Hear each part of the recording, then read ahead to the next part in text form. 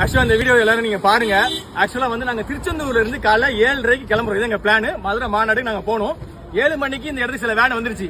நாங்க ஒரு set of people திருச்செந்தூர்ல எங்களுக்கு இன்னும் போலீஸ் வந்து எங்களுக்கு என்ன சொல்றது வேனுக்கான பாஸ் தரல. கேட்டா 1008 காரணம் கேட்காங்க. டிரைவர் போட்டோ தாங்க, அது தாங்க, இது தாங்க. வாய்ப்பே கிடையாதுங்க. எனக்கு ரொம்ப கஷ்டம் தான், உண்மையை சொல்றேன். போலீஸ் கேட்கறதுல நியாயம் இருக்குது. பட் இருந்தாலும் அவங்க வேலையை ட்ராக் பண்றாங்க. இந்த இடத்துக்கு நாங்க 1 மணி நிக்கிறோங்க. பாருங்க, நான் வேனை காட்டுற பாருங்க. இந்த வேன்லாம் வரிசையா பாருங்க. கிட்டத்தட்ட இத்தனை வேனுக்கு பாஸ் கொடுக்காம இன்னும் எங்களை வெயிட் பண்ண வைக்கிறாங்க. 1 மணி நேரத்துக்கு முன்னாடி இந்த இடத்துக்கு போலீஸ் ஆபீசர் வரேன்னு சொல்லி சொல்றாங்க. இன்னும் வரைக்கும் வர காணும். நாங்க என்னதான் பண்றதுங்க, உண்மையை சொல்றேன். நாங்க எல்லாருமே டீசெண்டா இருக்கணும் நாங்க நினைக்கிறோம். ஓகேவா?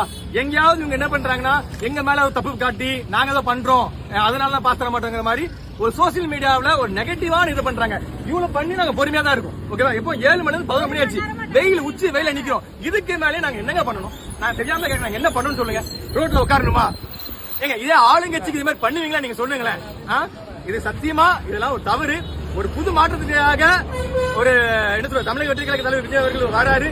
நாங்க எல்லாம் அவருக்கு பின்னாடி சப்போர்ட் ஏதாவது ஒரு அடுத்த லெவல் கொண்டு போய் நினைக்கிறோம். உண்மையிலே இந்த மீடியாஸும் இந்த போலீஸ் ஆபீசர்ஸ் நிறைய பேர் சிலர் இந்த மாதிரி தப்பு பண்றாங்க. மக்கள் நான் உங்க மக்கள் நான் சொல்ல புரிய வைக்கணும். சாதாரண மக்கள் இந்த புரிய வைக்கிறதுக்காக இந்த வீடியோவே நாங்க இன்னும் வெயிட் பண்ண நாங்க ரெடி தான். நாங்க எவ்வளவு நேரம் வெயிட் பண்ண ரெடி தான். நல்லது, நன்றி.